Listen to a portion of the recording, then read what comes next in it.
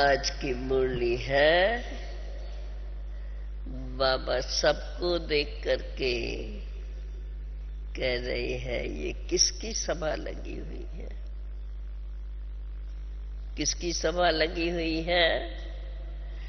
जीवात्माओं और परमात्मा की। जिनको शरीर है उनको कहा जाता है जीवात्मा। वो हुए मनुष्य और उन्हों को परमात्मा कहते हैं जिसको ये शरीर नहीं है। जीवात्माएं और परमात्मा अलग रहे बहुकाल। सुंदर मेला कर दिया जब सतगुरु मिले दलाल। तो बाबा कहते हैं ये जो मिलन है जीवात्माओं और परमात्मा का, इसको मंगल मिलन कहा जाता है। बच्चे जानते हैं परमपिता परमात्मा को जीवात्मा नहीं कह सकते। क्यों? परमात्मा तो शरीर का लोन लेते हैं, खुद आकर कहते हैं, स्वयं बताते हैं बच्चे मुझे भी इस प्रकृति का आधार लेना पड़ता है। मैं गर्भ में तो जाता नहीं हूँ, मैं इसमें प्रवेश करके तुमको आकर के समझाता हूँ। तुम जीवात्माओं को तो अपना अपना शरीर है, मेरा अपना शरीर नहीं है। कल बाबा ने क्या कौन सा इसको टाइटल दिया था ब्रह्मा बाबा को? वंडरफुल मुखरा। वंडरफुल मुखरा कौन सा है? जिसमें बाप आकर के प्रवेश करते हैं। तो बाबा कहते हैं मेरा कोई अपना शरीर है ही नहीं। तो ये हो गई जीवात्माओं और परमात्मा की सभा। ये सबसे न्यारी सभा कहेंगे, क्योंकि ऐसा नहीं यहाँ कोई गुरु बैठे हैं या उनके साथ चेले व शिष्य बैठे हुए हैं। नहीं, ये क्या है? यहाँ कौन बैठे हैं? एक तरफ हम कहेंगे बाप और बच्चे बैठे हैं और दूसरे तरफ ये हमारी यूनिवर्सिटी है। इसलिए यहाँ कोई गुरु की गद्दी नहीं है जो पीछे मिलने वाली है। गद्दी की बात ही नहीं। बच्चों को निश्चय है कि हमें पढ़ाते कौन है। बिगर निश्चय तो कोई भी आ नहीं सकता है। जीवात्माओं का अभी फिर जीवात्माओं का वर्णन है। जीवात्माओं का वरण है ब्रह्मन वरण।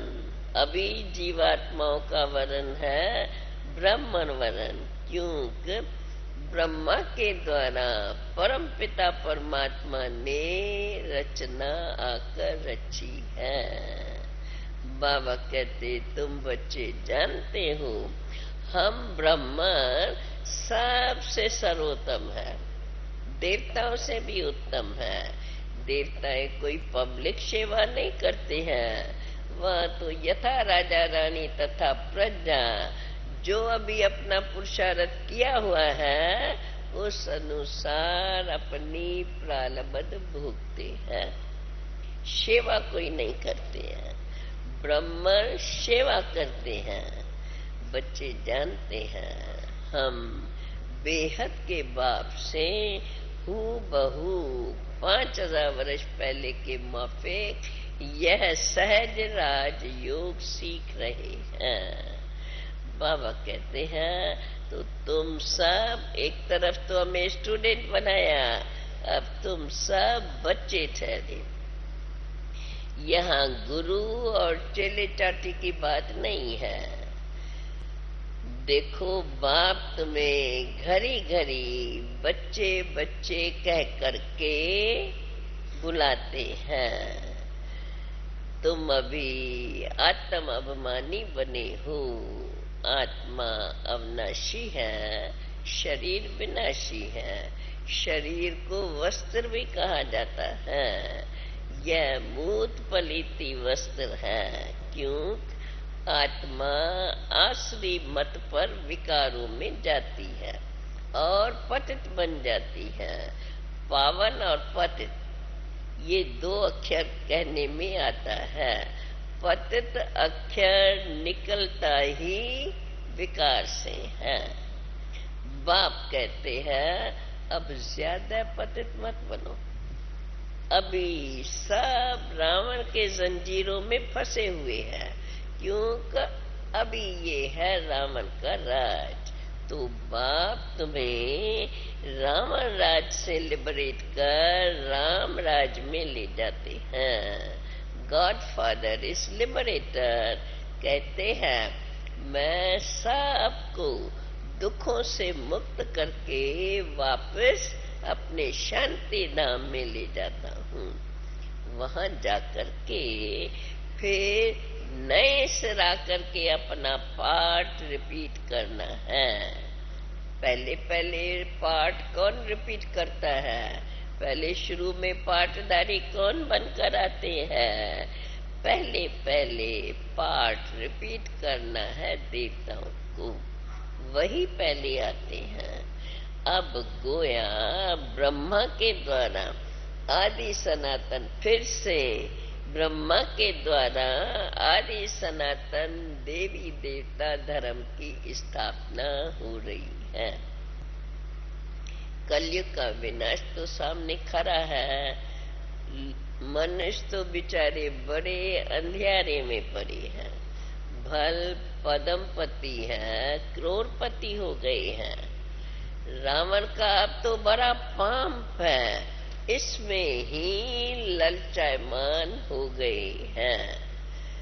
बाप समझाते हैं ये तो सब झूठी कमाई है, जो अभी तो थोड़ा ही आगे चलकर सारी मिट्टी में मिल जाएंगी। उन्हों को फिर कुछ भी हाथ नहीं आएगा। तुम तो भविष्य 21 जन्मों के लिए बाप से वर्षा लेने के लिए आए हो। ये तुम्हारी है सचखंड के लिए सच्ची कमाई। बाकी अब तो सबको वापस जाना ही है। सबकी वानप्रस्थ अवस्था है। बाप कहते हैं सबका सदगति दाता सतगुरु तो मैं ही हूँ। चाहे साधुओं का, पतितों का, सबका उद्धार तो मैं ही आकर के करता हूँ।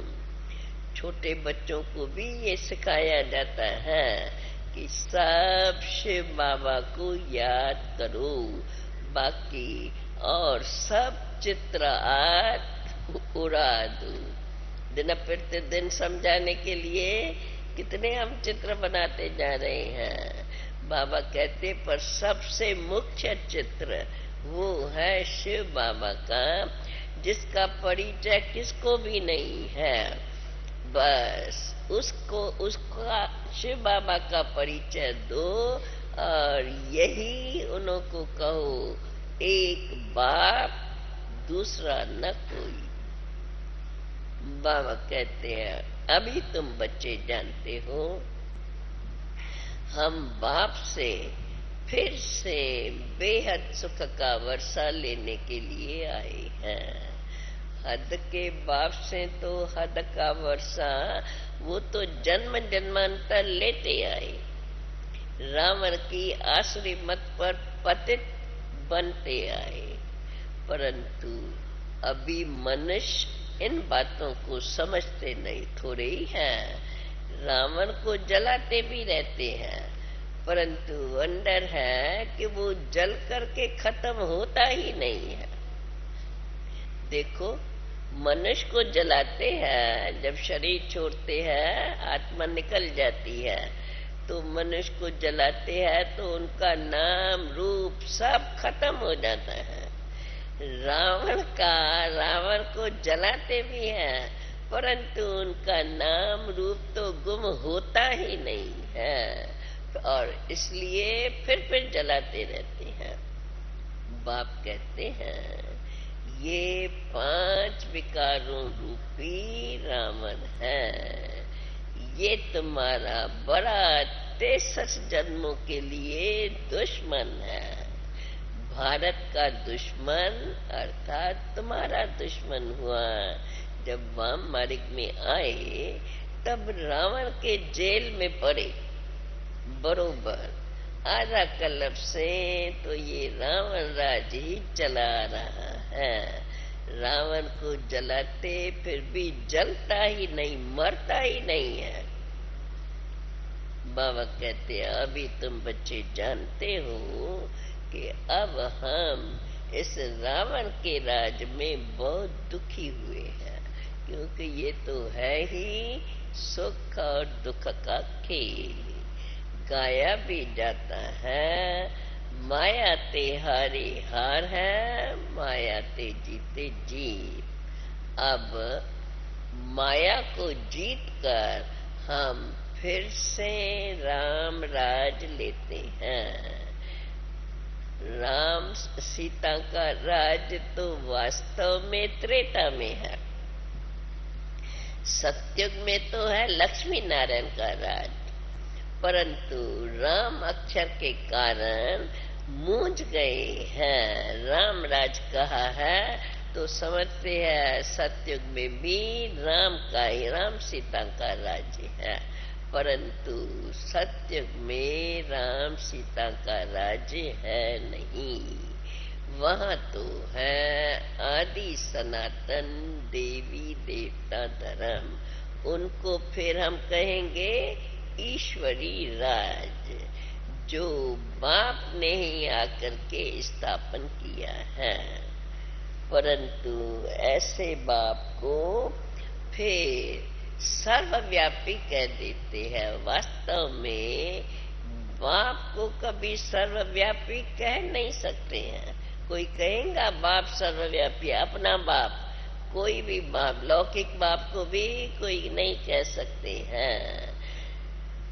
परंतु वास्तव में हम सब आपस में एक बाप के बच्चे, हम सब आपस में ब्रदर्स हैं। तो वास्तव में ये है ब्रदरहुड।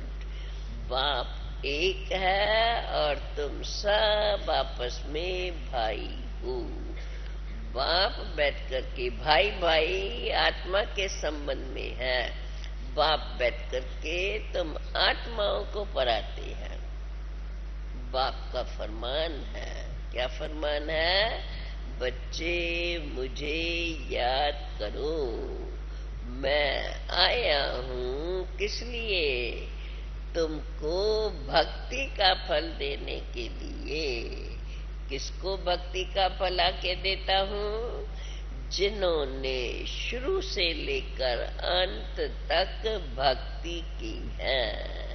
तो पहले पहले तो जब भक्ति शुरू होती है तो बाबा कहते हैं तुम पहले पहले एक शिव की भक्ति करते थे। देखो सोमनाथ का मंदिर कितना जबरदस्त बनाया है। विचार करना चाहिए हम कितने शाहूकार थे। अभी तो कौड़ी मिसल बन गए हैं। अभी तुमको फिर से 84 जन्मों की स्मृति बाप ने आकर के दिलाई है। तो अभी तुम जानते हो बरोबर हम क्या थे और क्या से क्या बन गए।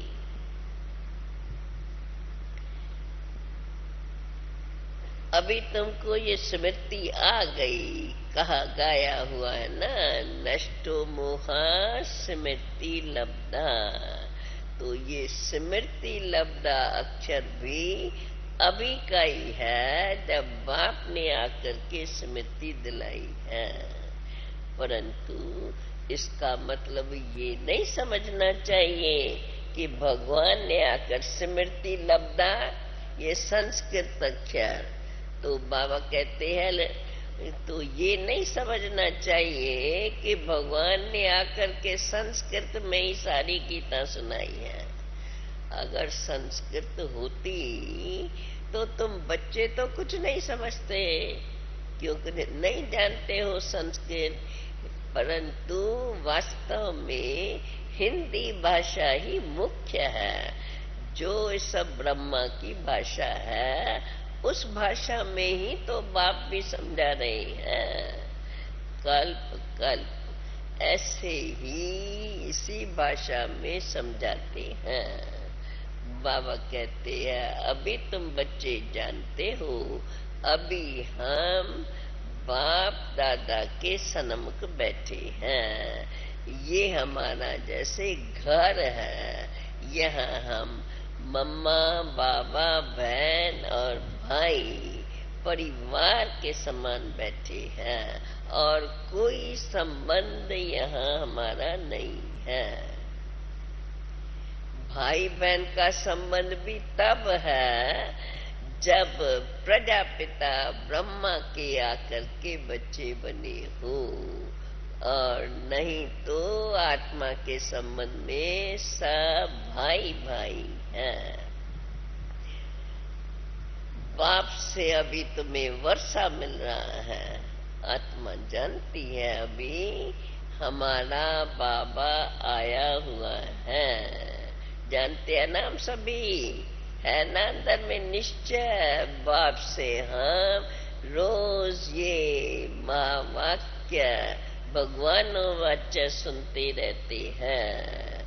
आत्मा जानती है हमारा बाबा आया हुआ है, और तुम बच्चे, बाप कहते हैं तुम बच्चे ब्रह्मांड के मालिक थे। बाप भी ब्रह्मांड का तो मालिक है। जैसे आत्मा निराकार है, वैसे परमात्मा भी तो निराकार ही है, परंतु उसका नाम है परम पिता परमात्मा। नाम नहीं, परंतु उनको परम पिता परमात्मा कहा जाता है, अर्थात परे ते परे रहने वाली आत्मा। परमात्मा का अर्थ ही है परम आत्मा, तो उसको कहेंगे ही परमात्मा। अलग अलग कहो, मिलाओ तो कहेंगे परमात्मा। तो हम बच्चे परमात्मा पिता से अब वर्षा ले रहे हैं। बाकी यहाँ कोई साधु संत महात्मा नहीं है, सब बच्चे बैठे हैं जो बाप से बेहद का वर्षा ले रहे हैं, और कोई भी ये वर्षा दे नहीं सकता, क्योंकि बाप ही आकर के स्वर्ग की स्थापना करते हैं। तो एक बाप ईश्वर की स्थापना करने वाला है, इसलिए बाप ही आकर के तुमको ये वर्षा देते हैं। क्योंकि बाप तो सदा बच्चों को सुख ही सुख देता है, ऐसे नहीं कि सुख और दुख बाप ही देता है, ऐसा ला नहीं है। बाप स्वयं बताते हैं, मैं तुम बच्चों को आकर के पुरुषार्थ कराता हूँ। किस लिए पुरुषार्थ करा के तुम्हें 21 जन्मों के लिए ये राजाई देता हूँ। तुम ब्राह्मण से 100 देवता बनेंगे। तो बाप तो सुखदाता हुआ ना, दुख हरता सुख करता, यही बाप की महिमा गाई जाती है।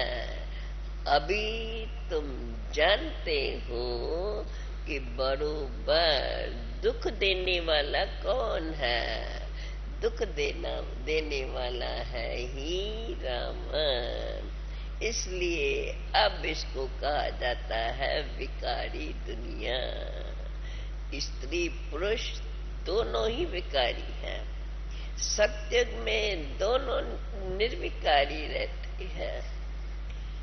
है तो वे भी मनुष्य, कोई लंबे चौड़े तो नहीं है, देखने में भी ऐसे नहीं कोई देवता है तो बड़े लंबे चौड़े, जैसे शास्त्रों में दिखाते हैं। पांडव बहुत लंबे थे, कायदे से वहां सतयुग में राज भी बड़ा कायदे से चलता है। प्रकृति तुम्हारे ऑर्डर में चलती है, वहां कोई भी उपद्रव भी हो नहीं सकता है। अभी तुम बच्चों ने तो स्थापना के साक्षात्कार भी किए हैं, विनाश भी होना है जरूर।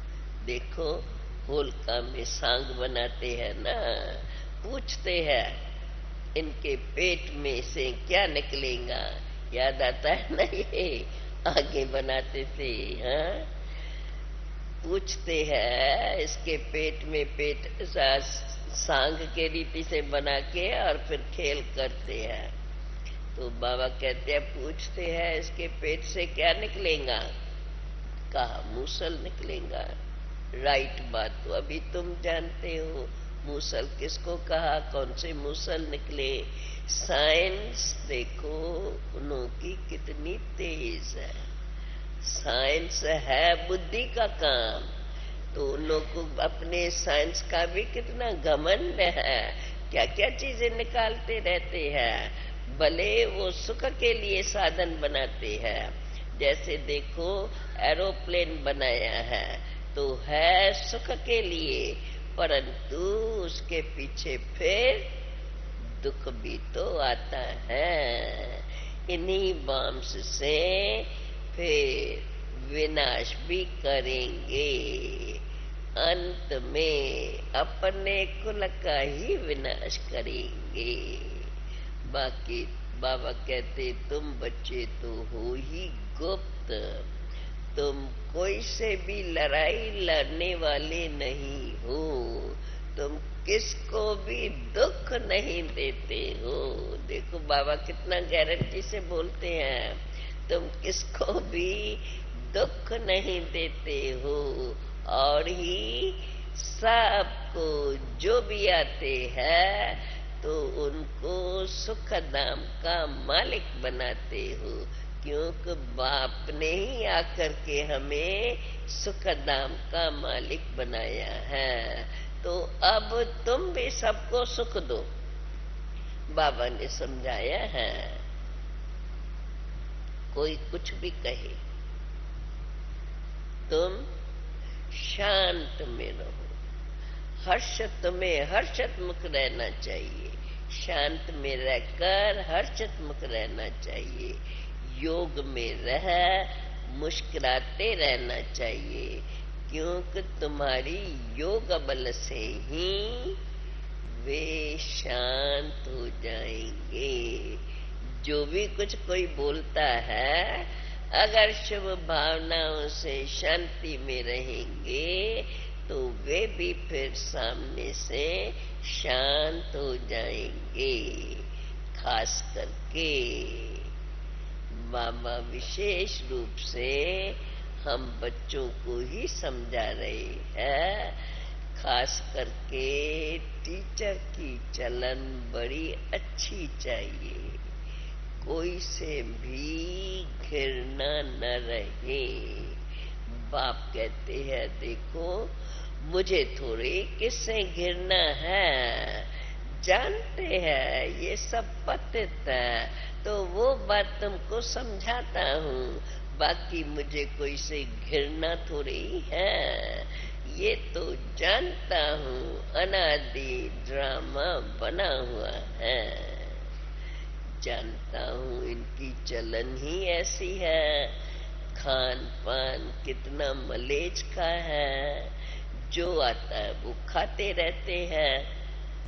लाइफ, बाकी लाइफ तो सबको प्यारी लगती है, लाइफ हमको भी बहुत प्यारी है, जानते हैं क्यों लाइफ हमको प्यारी है, जानते हैं हमको तो इसी जन्म में 21 जन्मों के लिए प्राप्ति होती है, फिर तो 21 जन्मों में आयु भी बड़ी लंबी हो जाएगी, इसलिए ये पुरुषार्थ अभी करना है, अभी के पुरुषार्थ से ही फिर ये सारी प्रालब्ध बनती हैं।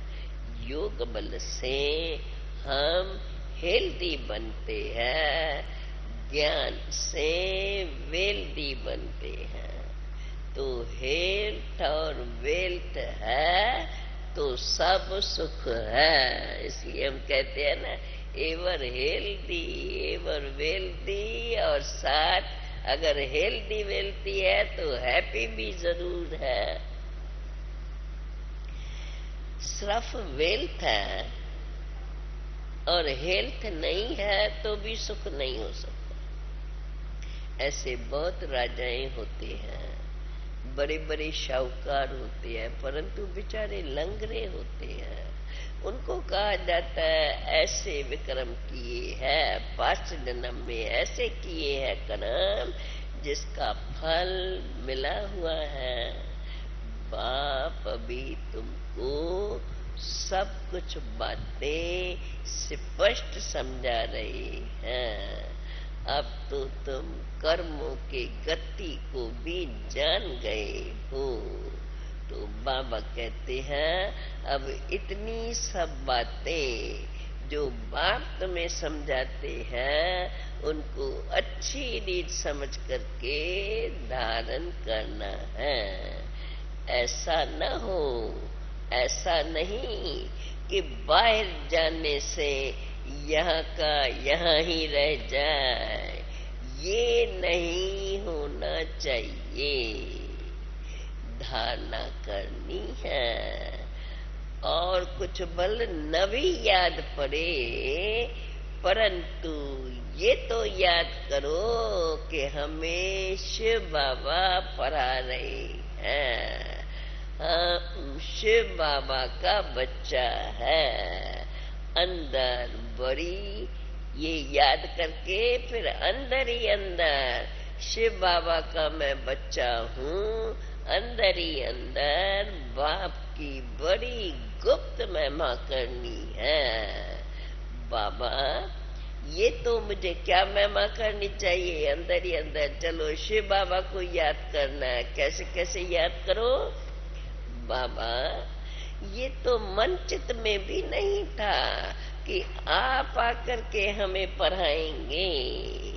ये बात तो हमने कोई शास्त्रों से भी नहीं सुनी है कि निराकार परम पिता परमात्मा आकर के पढ़ाते हैं। बाबा अभी तो हम जान गए, बाप के बदली कृष्ण का नाम डालने से गीता ही खंडन कर दी है। कृष्ण के तो चरित्र, कृष्ण के कोई चरित्र हो नहीं सकते हैं, वो तो सत्युग में शाहजादा है। इसलिए बाकी ये गीता वास्तव में है इस संगम युग का शास्त्र। मनुष्यों ने फिर द्वापर में दिखा लिया है। बाबा कहते हैं ऐसे ऐसे बाप को अंदर याद करते, इसी प्रकार खुशी से बाप के अंदर गुण गाते रहो। लोगों ने तो द्वापर में दिखा दिया है। बाप कहते हैं बच्चे, और सब बातों को छोड़कर बाप जो तुम्हें पढ़ाई पढ़ा रही है, इसी पढ़ाई पर अभी पूरा पूरा ध्यान रखना है।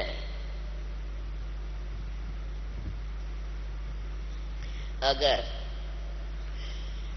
बाप की याद न रही, पढ़ाई में मस्त न रहे, तो टाइम तो वेस्ट हो जाएगा। अभी का समय, संगम का समय अभी तुम्हारा मोस्ट वैल्यूएबल है। इसलिए ये टाइम वेस्ट नहीं करना चाहिए। बाबा कहते हैं बच्चे शरीर निर्वाह भल करो, बाकी फालतू ख्यालातों में टाइम नहीं गंवाना है। तुम्हारा सेकंड सेकंड हीरे जैसा वैल्यूएबल है। बाप कहते हैं ऐसे समझते हैं हम कि हमारा सेकंड सेकंड इतना वैल्यूएबल है, जो सेकंड भी हम वेस्ट न करें। बाप कहते हैं बच्चे, इसलिए मन मना भव, बस मन मना भव के रहना, यह टाइम फायदे वाला है। बाकी समय समझो वेस्ट जाता है। इसलिए बार बार बाबा हम बच्चों को यही कहते हैं, बच्चे चार्ट रखो, हम कितना समय वेस्ट कमाते हैं। सचमुच सारा समय हमारा सफल रहता है। बस करना क्या है, बाबा कहते हैं एक ही अक्षर तो याद करना है। बाप कहते हैं बच्चे मन मना भव। आधा कल्प जीवन मुक्त थे, फिर आधा कल्प जीवन बंद में आए। सतो प्रधान थे, फिर सतो रजो तमो में आए। अब फिर से सतो प्रधान जीवन मुक्त बन रहे हो। बनाने वाला तो एक बाप ही है। सबको जीवन मुक्ति मिलती है, सबको, क्योंकि सभी को बाप शांति धाम घर में ले जाते हैं। और फिर अपने अपने समय पर जब अपना अपना धर्म स्थापन, जब अलग अलग धर्म स्थापन होता है, तो अपने अपने धर्म अनुसार हर एक पहले पहले सुख देखेंगे और फिर दुख। क्योंकि नई आत्माएं जो पहले पहले आती है, किस भी समय में आए, परंतु पहले, क्योंकि नाटक के अंदर, ड्रामा के अंदर तो थोड़े थोड़े पार्टदारी आते रहेंगे और बढ़ते जाएंगे। तो बाबा कहते हैं कि ये सबको जीवन मुक्ति मिलती है। अपने अपने धर्म के अनुसार पहले पहले सब सुख देखेंगे, फिर दुख। नई नई आत्माएं जो पहले आती है, वो तो सुख भोगती है ना पहले। कोई की महिमा निकलती है, क्योंकि नई सोल होने के कारण ताकत रहती है। तुम्हारे अंदर भी खुशी के बाजे बजने चाहिए। कौन सी याद से? हम बाप दादा के सामने बैठे हैं। अब ये हमारी सारी नई रचना हो रही है। बाबा कहते हैं इस समय ही तुम्हारी महिमा, इस समय की तुम्हारी महिमा सत्युग से भी बहुत बड़ी है। देखो, जगदम्बा पूजी जाती है, देवियां पूजी जाती है। अब वो सब इस संगम समय की है। सब पहले ब्राह्मण थे। तुम जानते हो अभी कि बरोबर अभी हम ब्राह्मण हैं और फिर जाकर के बनेंगे देवी और देवता, फिर पूजन्य लायक बनेंगे। फिर तुम्हारे यादगार मंदिर बन जाते हैं। तुम चैतन्य देवियां बनते हो। वो तो जड़ है जिसको आज तक पूज रही है। उनसे पूछो जो उनके पुजारी हैं। बाबा कहता है उनसे पूछो ये देवी कैसे बनी। अगर कोई बात करे तो समझाओ। हम सो ब्राह्मण थे, फिर हम सो देवता बनते हैं। तुम चैतन्य में हो, तुम बतलाते हो। ये नॉलेज कितनी फर्स्ट क्लास है। बरोबर तुम अभी वही देवी देवता घराना स्थापन कर रहे हो। बच्चे कहते हैं बाबा हम तो लक्ष्मी नारायण बनेंगे। हम लक्ष्मी नारायण से कम पद नहीं लेंगे। कितने बनेंगे लक्ष्मी नारायण?